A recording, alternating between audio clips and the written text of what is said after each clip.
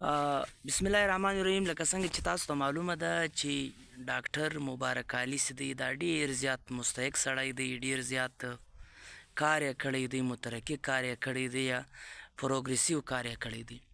موږ په کار دی د دې سړي په دې سړي باندې مقالې ډېرې زیاتې په پښتو وژباړو او پر دې باندې په کار دی ډېرې زیاتې ویډیوز اډیوز د یوټیوب فیسبوک یا نورې رسنۍ میډیا ګوګل ته دا لیکونه ورکول سي که هلته بیا پښتنو ته په خپله ژبه کې دا شی ترلاسه سي په اسانه توګه دوی په دې موضوعګانو باندې په دې سکالوز باندې سر خلاص کړي. نو په دغه لړۍ کې پر دا څه وخت ځوانانو د ښځه او تاریخ یا تاریخ عورت اور تاریخ د ډاکټر مبارک علي کتاب دی، یا ډیر په زړه پورې کتاب یې دی، یا چې د ښځې پر حیثیت باندې خبره کړې کې ده ښځه ولې مغلوبه سوه، ښځه په تاریخ کې ولې نسته، چرچ یهودیت او دا په درسرانه نظام چې دی یا د نرواکه ټولنې چې ده دا ښځه ولې پټه که او ښځه په تاریخ کې ولې ګمنامه سوه. دا یې ډېره زوروره موضوع څېړلې ده، په زړه پورې سکالو ده. ښځه د ښځې تخلیق ولې ودرېدی، د ښځې واک ولې ودرېدی، ښځه ولې داسې بده بیانه سوه، چپه بیانه سوه، او تاریخ ولې له دې ښځې سره ظلم وکړي. آیا تاریخ نران ولیکئ چې ښځه په دې کې مغلوبه پاته سوه.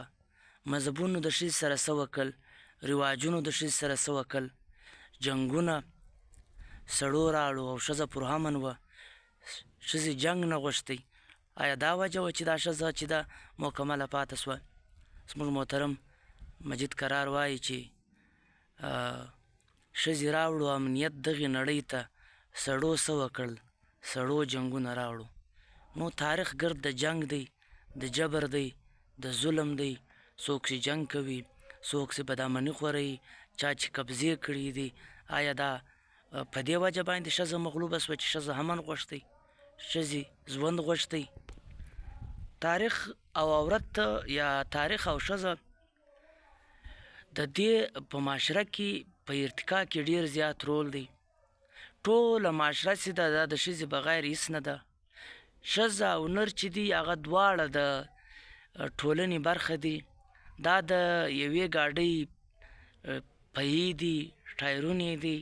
که موږ دا ژوند روان ساتل غواړو، په دا کې د ښځې کردار بغیر ښځه د ښځې کردار ماینس کېږي نه. ولې نه ماینس کېږي؟ چې ښځه د مور په شان ده، ښځه د خور په شان ده، ښځه د کور والا په شان ده. د ښځې نورې رشتې دي، ښایست دی، ښځه امن دی، ښځه ښکلا ده. ښځې په ټولنې کې چې څه هم بدلون راځي دا د ښځې بغیر ممکنه نه دي. خو دا په تاریخ کې څرنګه بیان سو دغه موضوع ده.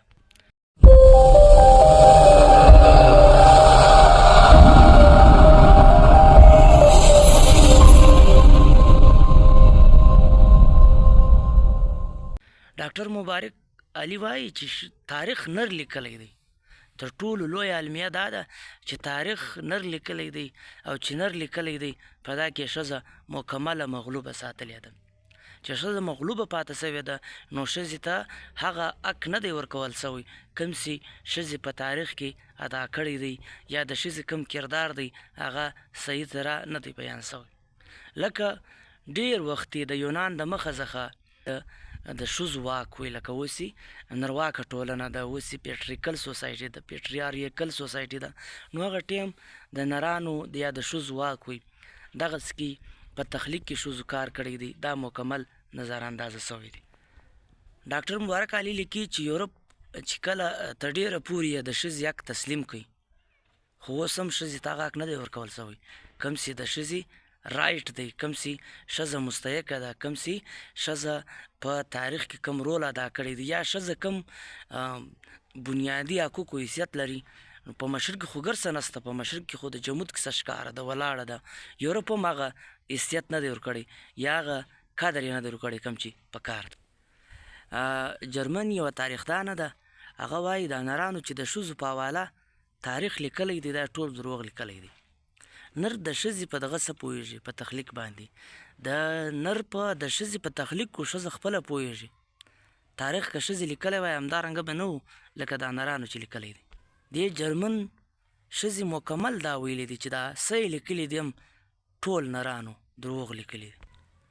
دا څنګه کیدای شي چې د ښځې وجود چې دی هغه نر لیکلی دی، د ښځې تاریخ چې دی هغه نر لیکلی دی، او نر چې دی خپل ځان ډومیننټ ثابته کړی دی او ښځې سپریسه ثابته کړې ده، ښځې سپریسه کړې ده او د ښځې ټول شیان یې پټ کړي دي. دا تاریخ چې دوی لیکلی دی دا دروغ په دې دی چې دا ټول د سړي تاریخ دی، د نرواکې ټولنې تاریخ دی. نو دا نه ده مناسب چې دا تاریخ ده د ښځو تاریخ. ظلم دا وسو چې په ډېر زاړه دغه کې چې به کله ښځو خلکو جنګ سره وکړو، خلک به یې مړه کړو، بیا بیا د امن دپاره د خوشحالۍ دپاره یا د مرکو دپاره ښځه په دې کې ورکوله. یعنې ښځه به هر وخت سکیپ ګاډ د قرباني بکره به یې ښځه جوړه کړه، د قرباني دپاره به د ښځه هر وخت قرباني سوې ده. د نرانو د بد عمل په وجه ښځه ورکول سوې کېده، زنانه په بدي کې ورکول سوې کېده، زنانه په نر ځان خلاصولو دپاره زنانه په دې جنګو کې ورکول سوې کېده. اکبر باچا ډېر لوی مثال دی چې مخته بیا تاسو ته مثال پیښوو چې مبارک علي د اکبر باچا خپله خور څنګه وه شیباني خان ته چې وه دا ورکړه چې دوی خپل ځان خلاص کړي. دغه کار یوازې په د ایشیا په ټولنه کې نه دی سوی، نه پښتنو یا د افغان په ټولنه کې سوی دی، دغه په اسټرالیا کې هم دغه دود چې دی ډېر زیات پرمخ تللی دی چې ښځه بیا په دارنګه شیانو کې ورکوله. دا زه خبره نه کوم، دا ډاکټر مبارک علي دا خبره کوي. اسکیمو داسې یو قبایل استعمال کړي دي چې دغو قبایلو هم دا کار کوي چې ښځه به یې په د خپل عزت دپاره د قرباني سوه، د دوی د عمل له وجې به یې ښځه په دغه کې ورکړه. دا د سړیو نام و نیاد غیرت چې دی په دغو کې به یې ښځه ورکړه. یعنې دا د ښځو د نرانو کوم بد عمل چې دی و دا کې به یې ښځه قرباني کړه. الدین بابر چې و دا له شیباني خان سره جنګ وکړو، بیا په ساوث سو ده ته د ځان خلاصولو یوه لاره درک یې نه وي. بیا یې خپل ورور غالبا خانزاده بیګم د خور وه، هغه خور چې وه هغه یې وه شیباني خان ته ورکړه او خپل ځان یې خلاص کړي. دغسې کې په تاریخ کې نرانو دارنګه جبر کړی دی د ښځې سره او خپل ځان چې دی خلاص کړی دی، او بیا ظلم دا کړی دی چې تاریخ یې لیکلی دی په هغه کې هم ښځه ورکه کړې کېده او ښځې یې سپریسه کړې کېده، ویل کېده، دباو کړې کېده. دا د راجپوت بادشاهان چې ولو دا د اکبر بادشاه په دور کې دغو خپلې نجونې به راوستې چې د اکبر باچا ته یې ورکړي خپلې خویندې او خپلوان کم فیمیل خلک چې دي چې کېدای شي که بادشاهان پیدا سو دا زموږ زویان به بیا بادشاهان وي، زموږ دغه به بادشاهان وي. نو ښځې بیا د دغه حکمرانانو دپاره د خپل ځان دپاره د خپلو مفادات دپاره قرباني کړي، د دې دپاره بیا قرباني کړي چې سهار زموږ بچیان حکمرانان جوړ شي، له حکمرانانو سره زموږ شناخت جوړ شي، زموږ مفادات چې دي هغه پر مخ لاړ شي. ښځه قربان سوه، مفادات چې دي هغه نر یوړو، په تاریخ کې ښځه ورکه سوه، نر جنګ جوړ کړي، ښځې د امن دپاره کوښښ وکړي، نر جنګ راړی، خو بیا هم تاریخ ودې ته په بد نظر کتلی دي. چا چې تاریخ لیکلی دی هغو تاریخ غلط لیکلی دی. هغه د جرمن ښځې خبره چې ده چې د نرانو چې د کم د ښځې په حواله څه لیکلي دي ټول یې دروغ لیکلي دي. نر جنګ کاوی چې کله په جنګ کې برباد سوی، تباه به سوی، بیا د امن دپاره ښځه استعمال که، د مرکې دپاره به یې ښځه استعمال که، فیمیل به یې ورکه په بدي کې چې دا خپل کیس ختم کړي، د خوشحالۍ دپاره به یې خپل دغه راړو چې څنګه دا خپل ځان له دې خلاص کړي. یعنې ښځې د هر وخت د امن دپاره کردار ادا کړی دی، نر هر وخت جنګ جوړ کړی دی. جنګ کوې او په جنګ کې سپساو سي بیا ښځه سیده هغه رامخته کړي. ښځه د امن نوم دی، ښځې تل امن غوښتلی دی، له جنګه یې نفرت کړی دی، د جنګ درولو دپاره کوښښ یې کړی دی که خپل ځان قرباني کړي هم خو چې امن وي. پخوانی تهذیب چې و دا مدرسري نظام و، یعنې مدرسري مطلب چې د ښځې واک و، هلته ښځه چې وه د هغې واک چلېدی. بیا چې کله یهودیت، عیسایت دا مذهبونه مخته رالو دغو ډېره زیاته ښځه سپریسه کړه. یا که موږ دا وایو د یونان یا د یونان ابتدایي دور کې هم ښځې کردار و، د هغه بعد د رومیانو تاریخ یا دا نور تاریخ دغو مکمل ښځې ته په بد نظر وکتو. ښځه یې دومره زیاته په کښته نظر ورته وکتو چې دا د احساس کمترۍ ښکار شو. نر د احساس برترۍ قسم هېڅ نه و، خو د احساس برترۍ په وجه باندې ښځه دونې د احساس کمترۍ د پیغورو سره مخامخ کړه چې ښځې خپل حیثیت چې دی هغه برقراره یا ښځې ته خپله دا احساس وسوی چې واقعي زه هېڅ نه یم. ښځې د نجي ملکیت ښکار کړه. ښځې سره یې دونې جبر وکړي چې یو قسم ارګنز یې د ارګنز په توګه یې ښځه په ټولنه کې دغه کړه. د یونان په دور کې بیا تر هیروډوټسه پورې غالبا د دې دغه سته ذکر سته، بیا رومیانو او دا نور شیان چې راشروع سو د ښځې کردار یې مکمل ورکړي، د ښځې د تخلیق سره یې مکمل جبر وکړي. یهودیت او عیسایت خو ښځه د خپل جبر، میتالوجي، روایاتو داسې چپ یې بیان که چې چا سوچ نسو کولی چې یاره زه دې ښځه یم. او ډېرو یهودیانو کې به دا شکر نرانو کښي چې یاره شکر دی زه ښځه نه یم، که ښځه وایه ما به څه کول. دومره جبر د عیسایت او د یهودیت په مذهبونو کې ورسره وسوی. ښځه ته ډېر چپ وکتل سول، ښځه ډېره زیاته بې قدره سوه، د دې حیثیت یې دومره بې قدره کوي چې ښځه نوم اخیستل جرم و. یعنې په ډېرو محفلانو کې بیا دا ویلې چې د ښځې نوم باید چې په محفلانو کې نه واخیستل کېږي. دا ډېر کم ظرفه او کم عقله او بیکار تخلیق دی، یا داسې پیغورونه او سوچونه چې دا یې رامخته کړو، میتالوجیز یې رامخته کړو او ښځه یې په دغو شیانو باندې ووهل. یعنې کومه ښځه چې په ټولنه کې دا رواج عام سي چې ښځه په محفل کې خبره نسي کولی، نو هغه ښځه تاسو خپله سوچ وکړئ چې تخلیق به څنګه کوي. او دوی وایي چې دا ادم او هوا چې اډم اینوي چې د جنت څخه راووتو، دا په اصل کې د ادم غلطي نه وه، دا هوا غلطي وکړه او دا د هوا له وجې دغسې د ادم چې دی له جنته راووتی. نو دا غلطي هم په دې کې هم د ښځې قصور و چې دوی له جنته راووتو.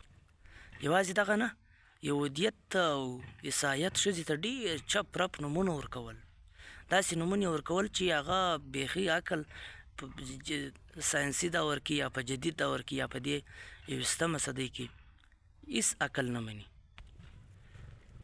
حالانکې داسې نه ده، ښځو په زراعت کې په کار و کرونده کې ډېر مین رول ادا کړی دی.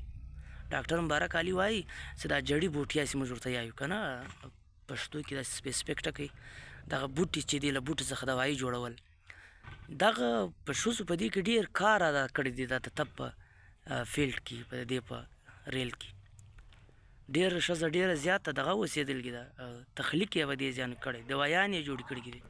لیکن بجای چې د دې دا تخلیق تسلیم سوی وای، پر دوی باندې د جادوګري چې دا جادوګري دي، دا چمونه کوي، دا کوي، دا کوي، مکمل یې له دا څخه بې برخې کوي.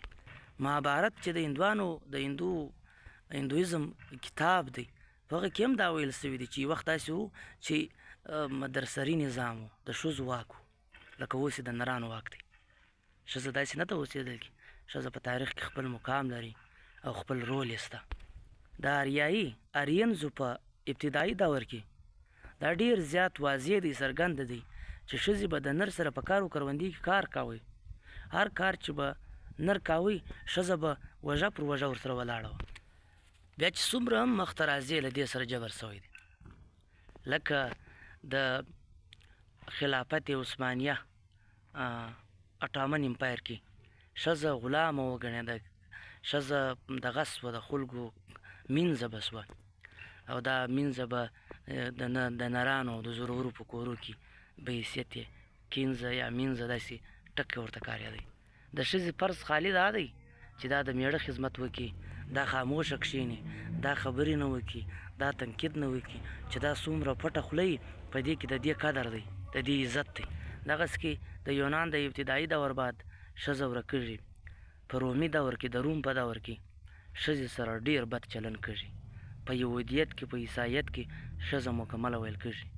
بیا هم ښځه ده چې تر اوسه پورې خپل وجود په مزاحمتي بڼه برقرار ساتلی. رومیانو خو تر دې انده وویل چې یاره ښځه په کار دی چې خالي بچیان پیدا کوي، دا یو مشین دی، بس دا چې څونې بچیان پیدا کوي دا په بچیانو کې تکړه ده، نور د دې هېڅ بل حیثیت نشته، نه دا تخلیق کولی شي، دا یو قسم مشین نارګن دی. نه دوی چې ډېر همت وکړي، بس دغه همت دا دی چې بچیان پیدا کړي، آبادي زیاته کړي. دا پولوټار کې یو داسې یو ټکی استعمال کړی دی، هغه دا وایي چې یاره د دیوتا باد په کار دی ښځې ته چې د نر عبادت یې کولی، مثال کې د میړه عبادت یې کولی. د میړه مطلب دونې مستحق دی، میړه پر دې باندې دونې اصیل دی، میړه پر دې دونې زورور دی چې دا کم ګاډ اینډ ګاډسیز عبادت یعنی د مختلف دیوتا عبادتونو بعد باید چې ښځې د نر عبادت کولی. بس د ښځې مغفرت په دا کې دی، د ښځې مغفرت په دې کې دی چې دا بچیان پیدا کوي، او بل مغفرت یې په دا کې دی چې خاموشه کښېني، غږ نه کوي، چې نر څه ویل بس دا د خالق تسلیموي. بیا یې دا کیسه دومره مشهوره کړه چې ادم دوکه نه کوله، هوا دوکه وکړه، د هوا د دوکې له وجې ښځه سیده له جنته راووته. دغه پرېپېګونډه کې یې ښځه په دونې بدنامه کړه چې د ښځې مکمل تاریخ، حیثیت، تخلیق، علم، نالج، طب دا یې ټول ورک کړي. ساینوکا یو سړی و، دا ساینوکا یو خبره رامخته کړه چې مثال کې د ارسطوټل د ارسطو خبرې دومره پرېپېګونډه په توګه استعمال کړي چې ارسطو چې کومه خبره کړې ده چې اصل تخلیق چې دی دا سړی کوي، ښځې خالي عملي کوي یا کار پرې کوي. دا خبره یې دومره هیټ کړه چې مثال کې په ټوله ټولنه کې ښځه ته په ډېر کمزور نظر وکتل سو.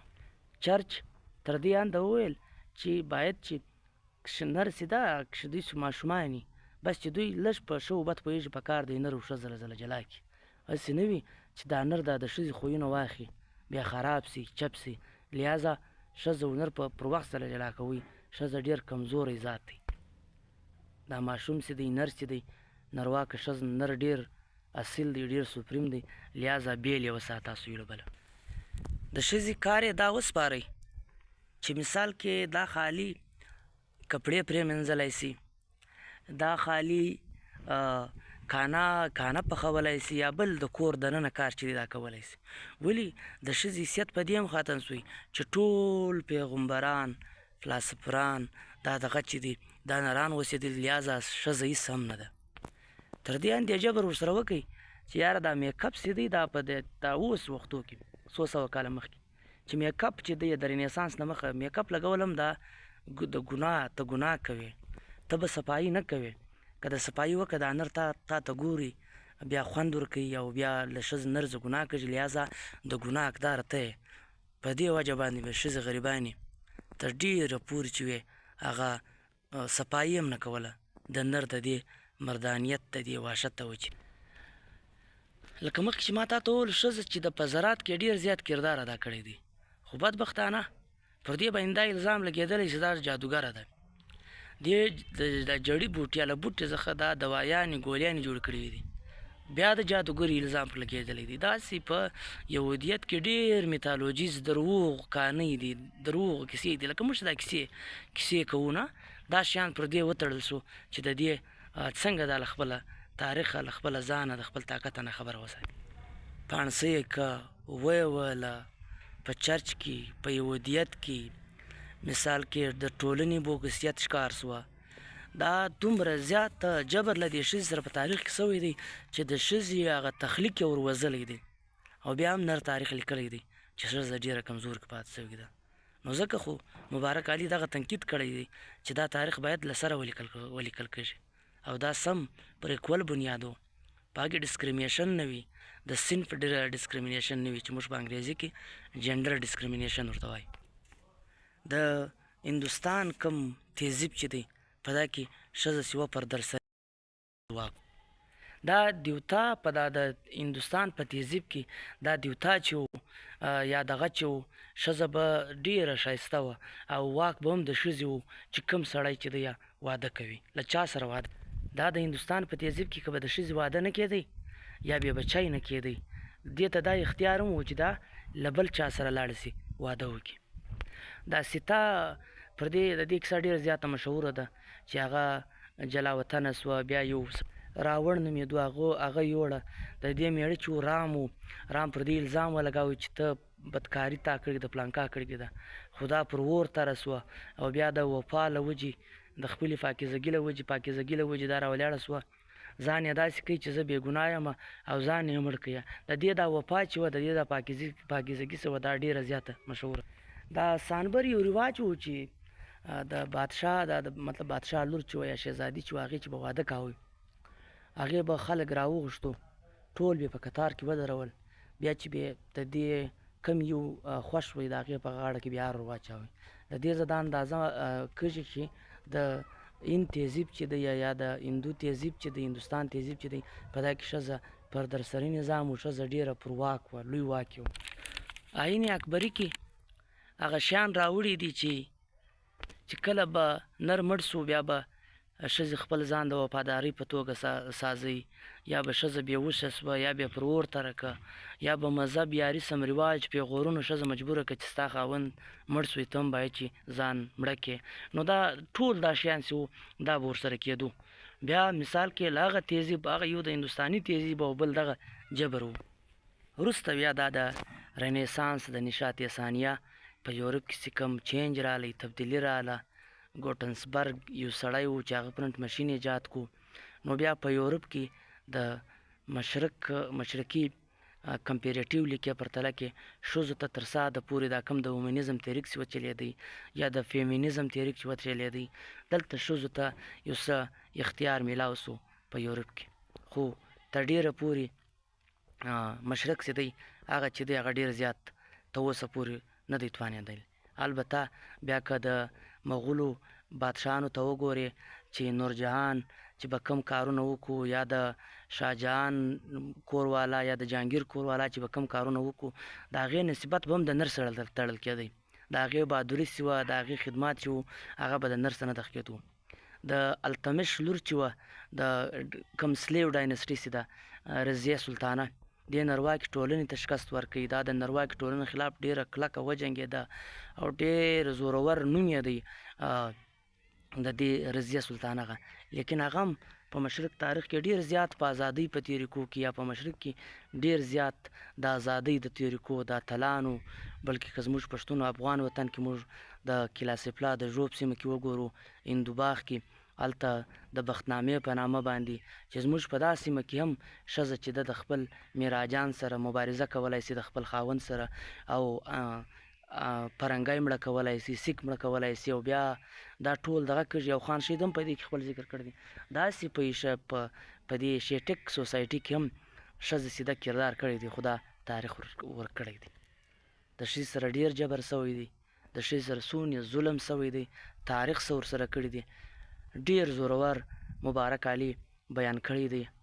که تاسو په دې هکله بیا نظرونه را سره شریک کوئ، نور په دې کې پوینټونه چې دي هغه مس سوي دي، موږ هڅه وکړه، کوښښ وکړئ چې په مختصره توګه دغه کتاب چې دی یا پر دې حواله باندې هېڅ نه وو. ملګرو پوښتنه کوله چې د عورت او تاریخ باندې پر څه دی او څه لیکل سوي دي، خو موږ مطالعه وکړه، کوښښ مو وکړئ، پسې وګرځېدو چې د دې تیمز د دې سکالو موضوع پر څه راګرځي. نو دا پر دغه موضوع راګرځي چې موږ تاسو ټولو ډسکس کړي.